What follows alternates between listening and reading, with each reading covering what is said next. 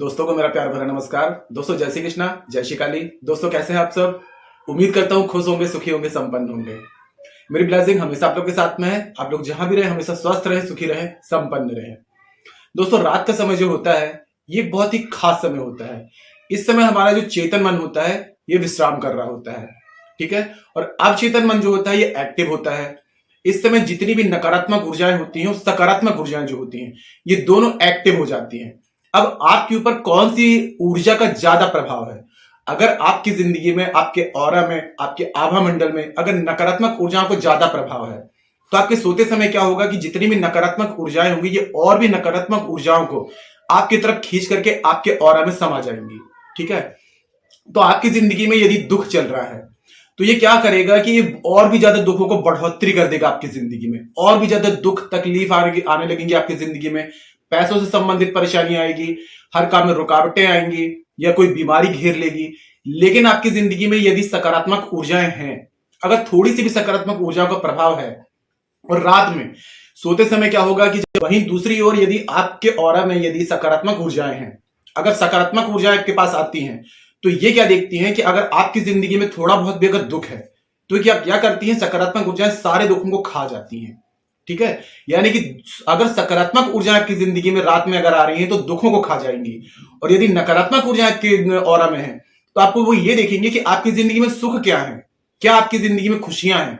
तो नकारात्मक ऊर्जा क्या करती हैं, सारी खुशियों को खा लेती हैं।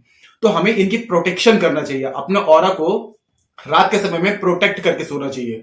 तो इसके लिए मैं आपको एक छोटा सा उपाय बताऊंगा, जिसके उपाय करने से अगर आपकी ऑरा में, क्योंकि दोस्तों हम लोग जब बाहर जाते हैं तो कई लोग क्या करते हैं, किस नजर से हमें देख रहे हैं। कई लोग जेलसी से देखते हैं, कई लोग ये देखते हैं कि हमें ये इतना व्यक्ति खुश क्यों है। तो उनकी जो हाई रहती है, अंदर से जो सोचने की जो उनकी एनर्जी होती है, ये एक एनर्जी जो होती है हाई कहलाती है। और ये हमारे ऑरा को टच कर जाती है, हमारे ऑरा में प्रवेश कर जाती है। तो हम अगर इसको अलग नहीं करते तो ये दिन पे दिन क्या होती है, और बढ़ती जाती है। और रात के समय जब हम सोते हैं तो ये ऊर्जाएं और भी ज्यादा एक्टिव हो जाती हैं। रात के समय में बहुत सारी तंत्र मंत्र की क्रियाएं होती हैं। तो ये क्रियाएं क्या होती हैं, इन एनर्जी को और भी ज्यादा एक्टिव कर देती हैं और हमारे ऑरा को प्रभावित करने लगती हैं। तो हमें रात में सोते समय अपने आप को प्रोटेक्ट कर कर सोना चाहिए। अगर आपने 21 दिन तक इस प्रयोग को कंटिन्यू कर लिया तो आप इसका चमत्कार अपनी जिंदगी में देखेंगे कि आपका दिमाग एकदम शांत हो जाएगा। आपको यदि टेंशन रहती है, दिमाग में तकलीफ रहती है, बीमारी रहती है, तो ये सब चीजें आपकी जिंदगी से खत्म हो जाएंगी। आपके जो कार्य बन नहीं रहे थे वो कार्य आपके बनने लगेंगे, क्योंकि आपकी जिंदगी में सकारात्मक ऊर्जाओं का पहरा शुरू हो जाएगा। तो आपको क्या करना है, सबसे पहले आपको एक नींबू लेना है और यह प्रयोग आपको क्या करना है, 21 दिन तक कंटिन्यू करना है। नींबू जो होता है ये तांत्रिक प्रयोग में किया जाता है, माता काली को चढ़ाया जाता है और बहुत सारी नजर उतारने के लिए, नजर दोष के लिए, हाय के लिए, बद्दुआ के लिए, दरिद्रता को दूर करने के लिए भी नींबू का प्रयोग किया जाता है।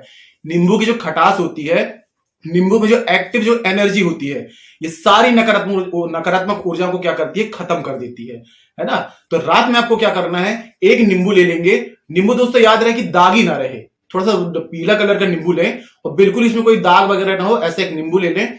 और रात में जब आप सोने जाने लगे तो सबसे पहले आपको क्या करना है, 7 बार अपने सिर से सीधा क्लॉकवाइज, ठीक है, उतार लेंगे।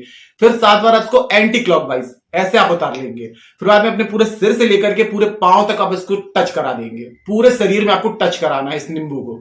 टच कराने के बाद में अपने तकिए के नीचे से आप रख करके सो जाए। फिर आपको डिस्टर्ब नहीं करना है, आपको सो जाना है।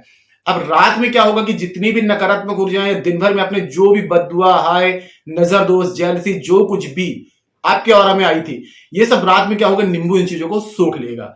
तो आपको रात में कोई भी चीज डिस्टर्ब नहीं करेगी। पहले दिन से आप देखेंगे कि आपको जो नींद आएगी ना बहुत अच्छी आएगी जब आप नींबू रख के सोएंगे। और यदि आपकी जिंदगी में अगर नकारात्मक ऊर्जा बहुत ज्यादा है तो नींबू में आपको उसका प्रूफ ही देखने को मिल जाएगा।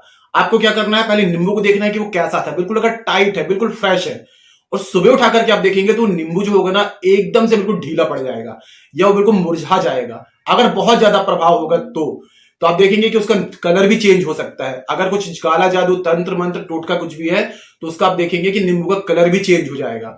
अगर ये है तो अगर ऐसे पहले दिन में आपको ऐसा कुछ असर नजर आता है तो आपको इसी प्रयोग को 51 डेज तक करना पड़ेगा, क्योंकि अगर आपके ऊपर नकारात्मक ऊर्जा ज्यादा है तो आपको 51 डेज तक नींबू का इस प्रयोग को करना है, ठीक है।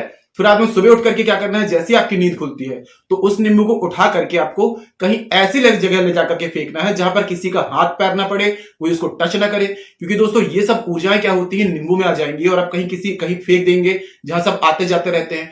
तो ये सारी, अगर किसी ने उस नींबू को टच कर दिया पैर से या किसी भी चीज से, तो आपके ऊपर जो भी तंत्र मंत्र नकारात्मक ऊर्जा थी सब उसके ऑरा में चली जाएंगी।